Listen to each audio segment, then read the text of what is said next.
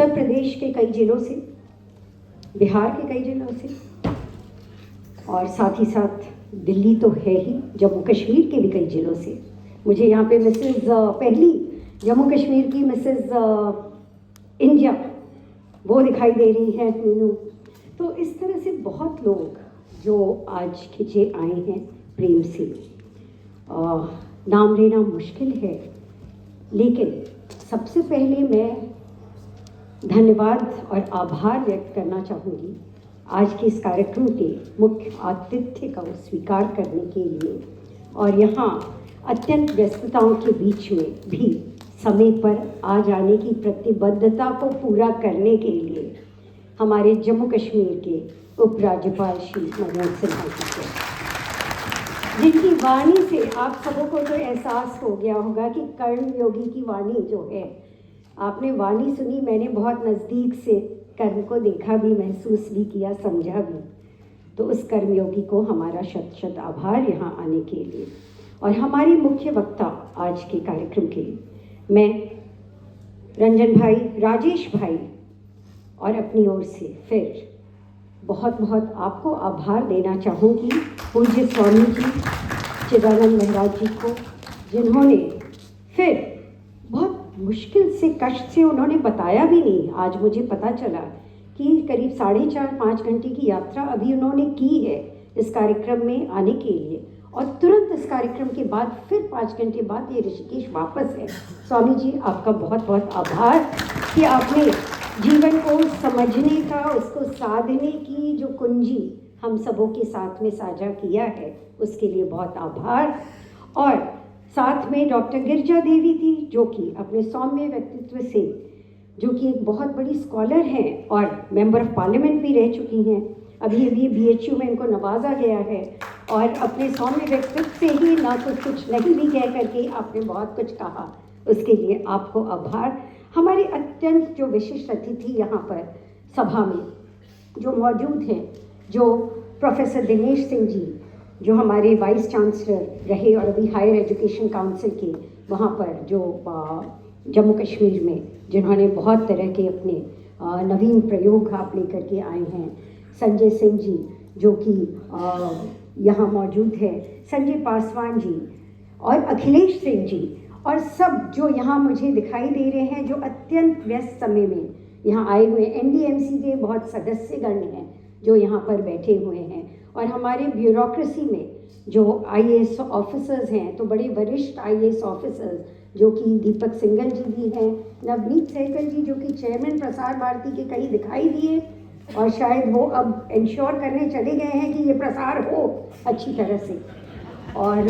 साथ ही साथ जो है प्रदीप शुक्ला जी, आराधना शुक्ला जी, और साध्वी दीपिका भारती जी जो कि बहुत यंग एज में जो राम कथा की ओरेटरी जिनकी बड़ी फेमस हो गई है, अंग्रेजी में करती हैं, और साथ ही साथ जो एकेडमिया से प्रोफेसर गीता भी दिखाई दे रहे हैं, हमारे एमिटी से भी हैं, और बहुत सारे यूनिवर्सिटी से जो है आए हुए हैं, जम्मू कश्मीर से दिलशाद जी जो इतने दूर से आप आई हुई हैं, और हमारी जो सोशल जो एक्टिविज़म है उसमें नमिता गौतम जी जैसे लोग जो यहाँ पर मुझे दिखाई दे रहे हैं, और पूनम शर्मा जी जिनके पति भी खुद जो है बुंदेलखंड को रिप्रेजेंट करते हैं संसद में, और संतोष भारतीय जी जो यहाँ पे सबसे पहले आए। आज मुझे प्राइज़ देना होता तो हम आपको प्राइज़ देते, और जो बहुत अच्छे से उन्होंने शरीक होकर के एक होस्ट के रूप में भूमिका जो आपने यहाँ पर ये की है। रविंद्र पंडिता जी, सुलभ बिंदेश्वर पाठक जी, हमारे आदरणीय चाचा जी जो हमारे बीच में नहीं हैं, लेकिन उनके पुत्र दिलीप जी जो कि उनकी अनुपस्थिति को उपस्थिति में बदल देते हैं, और यहाँ पर इस तरह से बहुत सारे लोग जिनका शायद फिर मैं नाम नहीं ले रही हूँ, लेकिन किरण जी, अगर आपका नाम नहीं लूँगी तो कुछ आएगा नहीं पंजाब केसरी में, तो thanks for being there, and many other people whom I am not taking their name, but I thank each one of you for your presence because it really means a lot for us. और अंत में जो शायद मैं पिताजी की ही कुछ पंक्तियों से करना चाहूँगी, उनको विनम्र अपनी श्रद्धांजलि देते हुए, जिनके जीवन, जिनके विचार एक प्रकाश स्तंभ की तरह हमेशा हमारी ज़िंदगी को तो प्रेरित करते ही रहे हैं। लेकिन सुनती हूँ कि बहुत सारे लोग, अभी जैसे कुछ लोग आए जिन्होंने चिट्ठी दिखाई, पत्र दिखाई और बड़े संजो करके अपनी तिजोरी में वो पत्र उन्होंने रखा हुआ है जो पिताजी के